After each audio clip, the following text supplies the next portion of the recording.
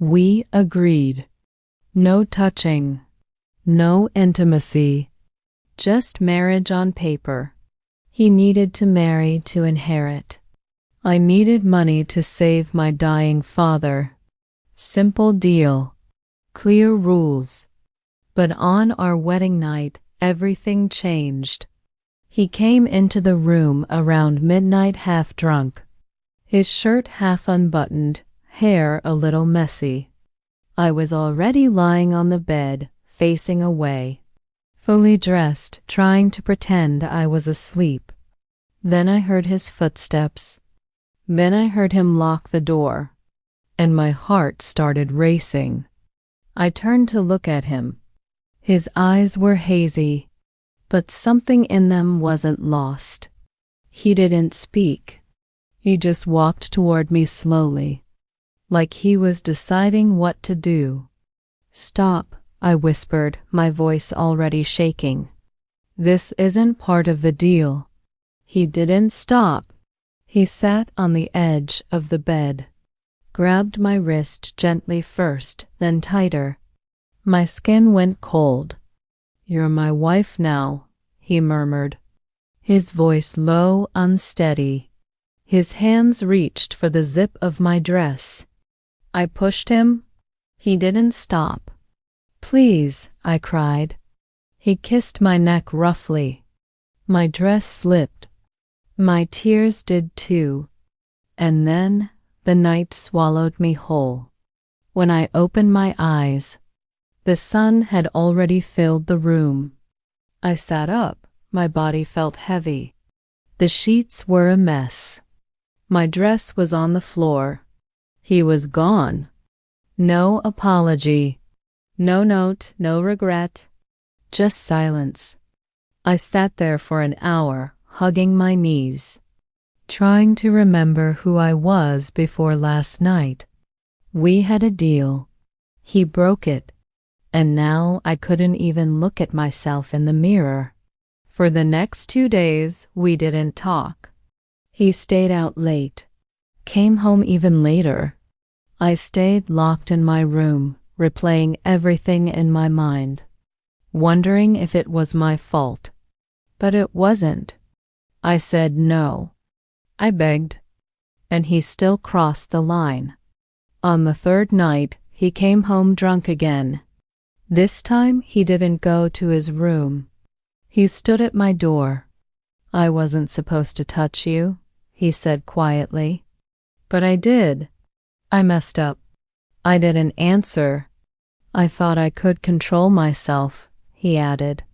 "But when I saw you lying there, so close, so damn beautiful," I slammed the door shut.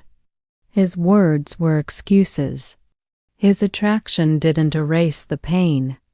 I visited my father the next day in the hospital. He smiled when he saw me. "How's married life, sweetheart?" he asked. I nodded, lied, smiled. "It's good." But my heart felt like it was covered in bruises. All I wanted was to save my dad. But what I gave up in return was my safety, my peace. Days passed. We spoke only when needed. Then one evening, I was cooking in the kitchen. When he walked in, "I'll help," he said. I didn't respond. As I stirred the pot, he came close, too close. His hand brushed mine. I flinched. "I won't hurt you again," he whispered. But I didn't believe him, because he already had. One night we fought. "You used me," I screamed. "You broke the one rule I had. You think it was just lust?" He shouted back. "You think I don't care?" I stood there, my hands shaking. He looked at me, then lowered his voice. I hated myself after that night. I drank to forget what I did. "I know sorry isn't enough." "But I didn't say yes," I said through clenched teeth. "I begged you to stop." And then he fell silent. The next morning, I found a letter outside my room. I broke you. I hurt you. I crossed a line I can never uncross. If you want to end the contract, I won't fight it. But if you give me one chance, not as your husband, but as a man who deeply regrets what he did, I'll earn your forgiveness, or die trying. Ryan. I stared at it for a long time. Then I cried. Because part of me hated him, but part of me still wanted to believe he wasn't all bad. Weeks passed. He changed.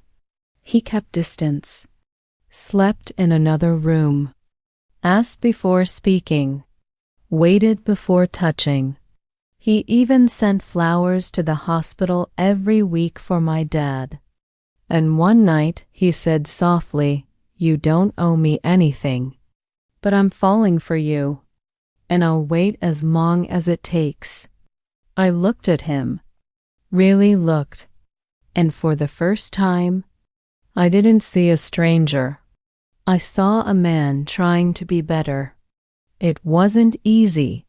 Forgiveness never is.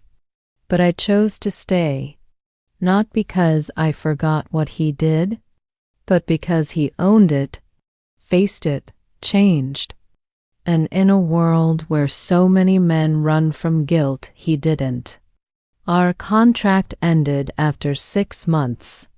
Our real marriage began after that, on our terms, with my consent, with my heart, with love.